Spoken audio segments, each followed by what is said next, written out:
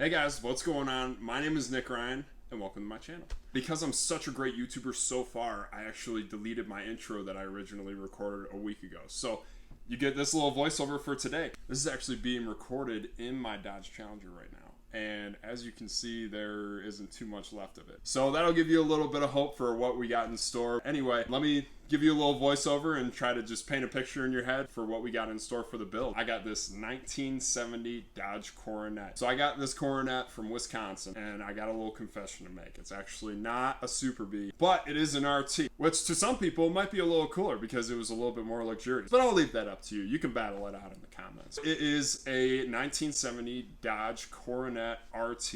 This car was bought from Wisconsin, like I said. Bought this car from a dude named Jeff. He said that he had owned this for 22 years. So when I first got to Jeff's house, I ended up seeing him and everything like that. He was a cool guy, and we were just kind of shooting the shit. He had some Coronets at his barn. I didn't really like him too much, and so I guess he had another Coronet, which was at his shop. And so he's like, oh yeah, just hop in. So I hopped in the car with a stranger for 30 minutes because I had no idea that his shop was 30 minutes away. He's a really, really nice dude. A very genuine guy. He meant no harm. It was just kind of funny the way that it all worked out. But yeah, we ended up getting to the shop, and I mean, it was love at first sight. This car did have a motor and trans in it. It was not numbers matching, and I didn't need the motor or trans, so I ended up buying it without the motor and trans.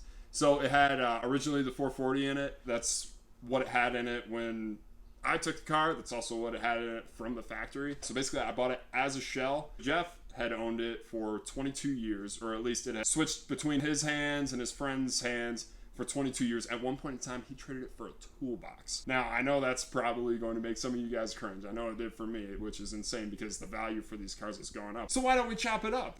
Exactly right. So this car, when I bought it, it had a decent amount of surface rust on top of it, as well as the quarters were just replaced. So they were just tapped in, so I just finished welding them in and then grinding them down. I got some fast motion videos for you, so I'll put that in right now. As far as the surface rust goes, when I stored this car, I stored it for about 6 months before I actually got it back here and started working on it. So I stored it outside under a cover. I know.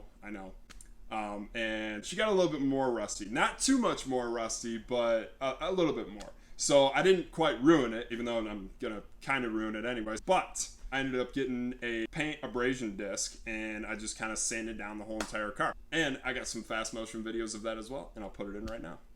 So basically, I just kind of assembled it after I was done sanding it down.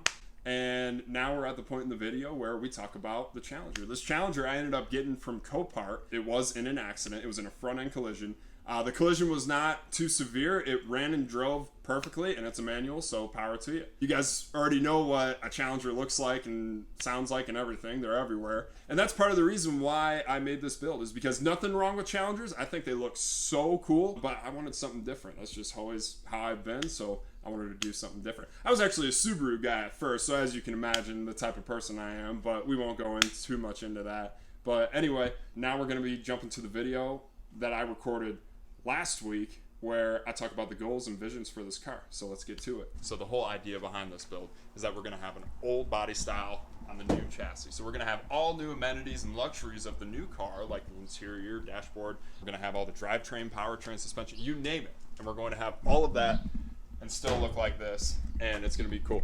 I do plan on painting it and putting it in primer and, you know, doing the whole nine with it. You know, of course, right now she's chrome dome, but we will fix that in the future. But for now, we're going to focus on the big parts, and that is putting this body on this chassis. So stick along for the ride. It's going to be a cool one.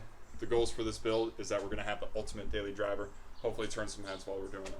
So hopefully we can cut some weight too while we're at it. So I mean, that would be ideal. Of course, you want all the benefits you can possibly get. These Dodge Challengers are known for being very bulky, so hopefully we can trim it down a little bit, even though this car is like way longer than this car. I like to convince myself of some things, so maybe we can do it, maybe not, I'm not entirely sure. But it will have all the bracing that it needs in order to be rigid and structurally sound. So it'll be a cool build.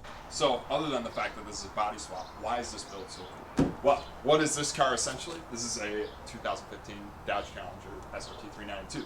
It really is a scat pack just beefed up with bigger brakes. And what is this car? This is essentially a Superbee. Well, it's just got a different trim package, right?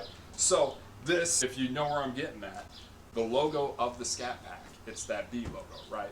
Well, what is that paying homage to? That's paying homage to the classic Superbee logo back in the 70s.